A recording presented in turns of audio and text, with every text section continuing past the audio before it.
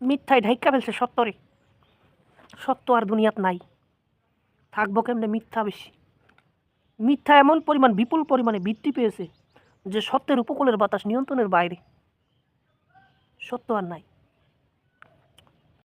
ভাই, আপনারা একটা বড় ডাক্তারখানায় যাইবেন, বড় কোনো ডাক্তারের কাছে যাইবেন, দেখবেন ওখানে আমার কথা সত্য কি মিথ্যা।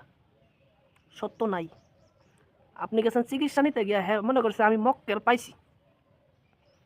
আপনি যাবেন রোগ বালাই নিয়া, দেশ গ্রামের মানুষ অভাবে স্বভাবে যাইবেন ধার দেনা কইরা, আর হে ডাক্তারে মনে করবো কি মক্কেল একটা পাইছি। এরা আবার সিস্টেমে চলে, সিস্টেমে। এলাকার ছোটো খাটো ডাক্তারগুলোরে দিয়া এরা শাখা বানাইছে, শাখা। এরা রুগীরে নিয়া এগুলোর কাছে যাইব, এর ফর্দা এরা করবো কি?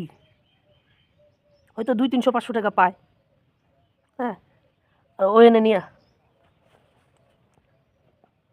পুরা কাটাকাটি, পুরা। মানুষ তো আর বুঝে না। আচ্ছা, এগোর কথা বাদই দিলাম, বাদ দেওয়া যদিও যায় না, তারপরেও দিলাম। আরেকজনকে নিয়ে কোনোদিন উকিলের কাছে গেছেন, উকিলের কাছে জমিপত্র বা কোনো কেস মামলা বা এভরিথিং কোনো বিষয় নিয়ে গেছেন, আলাপ করতে গেছেন 2000, এগুলোর লোকে আপনি দাঁড়াবেন 2000, এগুলো কথা কইবেন খালি টেকা টেকা। আপনার মনের দুঃখ হ্যাঁ বুঝতো না, হ্যাঁ বুঝতোই না। টেকা ছাড়া কিচ্ছু এরা বুঝে না, এরা নিজের বাপকে চিনে না টেকা ছাড়া।